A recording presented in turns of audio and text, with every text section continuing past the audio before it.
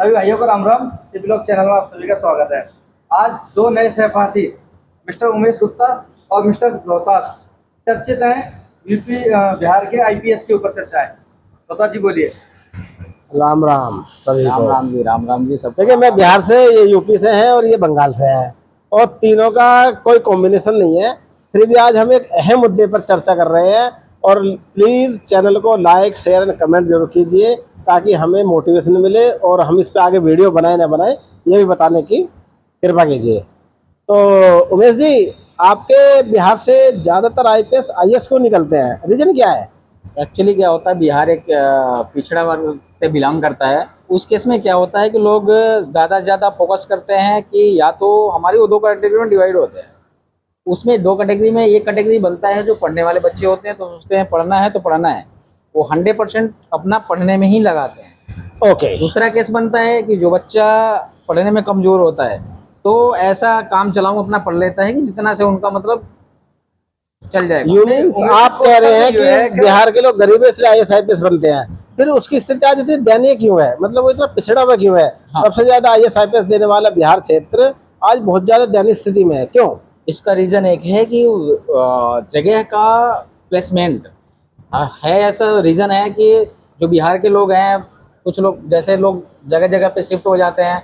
मुंबई में हो गए, दिल्ली में हो गए, यूपी में हो गए, अलग अलग क्षेत्रों में बढ़ जाते हैं। वहाँ जाके वो मतलब कहने का ये है, जो आईएएस आईपीएस बन गया उसे अपने बिहार की नहीं पड़ी, बस हाँ। अपना सेटल हो गया, बाकी हाँ, सब वो जाओ settle हो जनता गया, बाहर में। settle समझ हो गया, गया। जहाँ नाम अपने करना, उनको बच्चों को बिहार से कोई देखेगा मतलब नहीं है।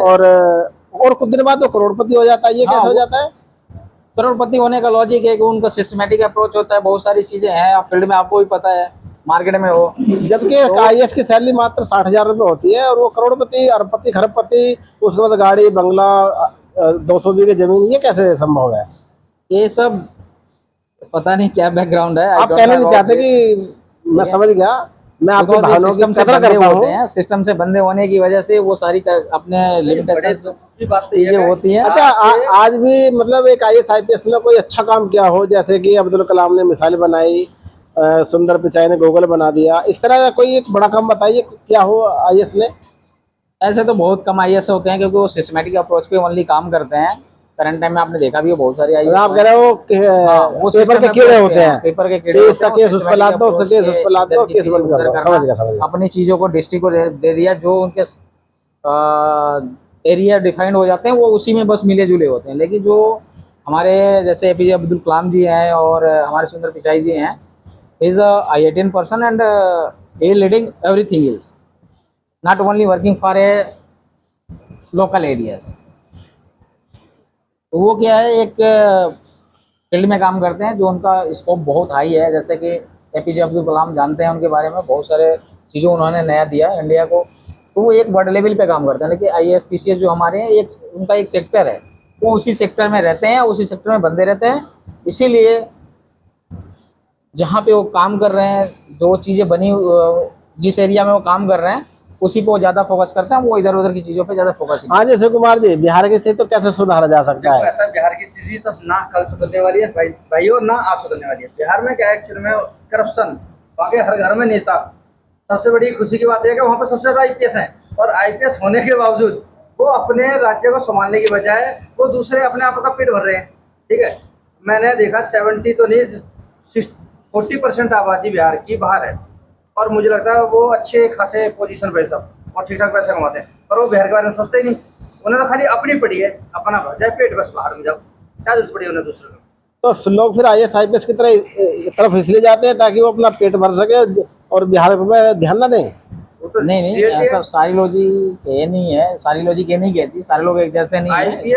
आईएएस वो लोग इसलिए बनना चाहते हैं कि वो देश को एक एग्जीक्यूट कर पर्सन मिल सके, जिससे कि देश की इकोनॉमी को चलाने के लिए सहायता हो। और हर कोई तो आईपीएस बन नहीं पाएगा, और जो बिहार के लोग पढ़ते हैं तो वही बनते हैं। अब तो जैसे अपने यूपी से भी है, गाजियाबाद से भी है। But I have heard about DRDO ISRO is tougher than UPSC exam.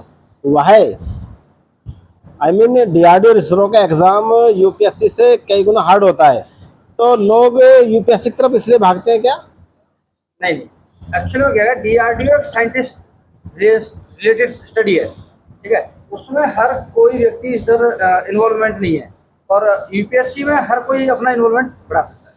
अगर आज डीआरडीओ शुरू नहीं हो तो आज हमें ये टेक्नोलॉजी प्रौद्योगिकी ये विकास कहाँ से मिलता? आईएएस आईपीएस कहाँ के बैठते अपनी कुर्सी लेके? तो जो है ना, यही अभी बता रहे थे कि आईएएस आईपीएस जो भी अधिकारी हैं वो इस सिस्टम को एग्जीक्यूट करते हैं, नॉट कि वो डेवलप करते हैं। अगर हमारे वैज्ञानिक हैं, जो भी चीज़ें हैं जो डेवलप हो रही है, या हमारा टेक्निकल पर्सन है जो चीज़ें ला रहे हैं मार्केट में, उसको ये आईएएस आईपीएस और भी जो अधिकारी से होते हैं वो उसको एग्जीक्यूट करते हैं। उमेश जी देख के बोलो।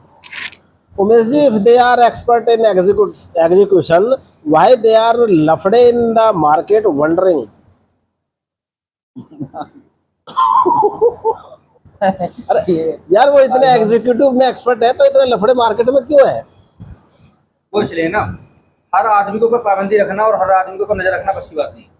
यानी कि वो और हमारा देश लोकतांत्रिक है, यहाँ पे हर आदमी को गाली बकने का अधिकार है और हर आदमी अपनी इच्छा अनुसार जी सकता बोल सकता है, चीज़ें कर है। सकता है। महात्मा गांधी का देश है, नहीं सुभाष ऐसा, चंद्र बोस का देश है, यहाँ पे बड़े महान भगत सिंह का देश है, बड़े महावीरों का देश है, इसलिए यहाँ पे हर किसी को आज़ादी है। कुछ नहीं तो गाली तो बकी दो, जैसे कि अभी आपने बकी।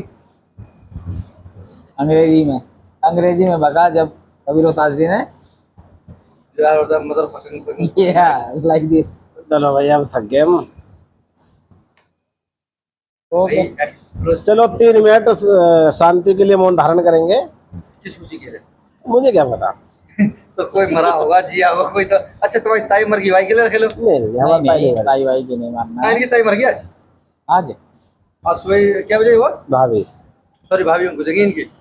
और सुबह में एक भाभी ने देवर का गुप्त अंग छाड़ दिया। हाँ, मैं सोच में देख रहा हूँ, और मैंने फिर चैनल पे डाला भी।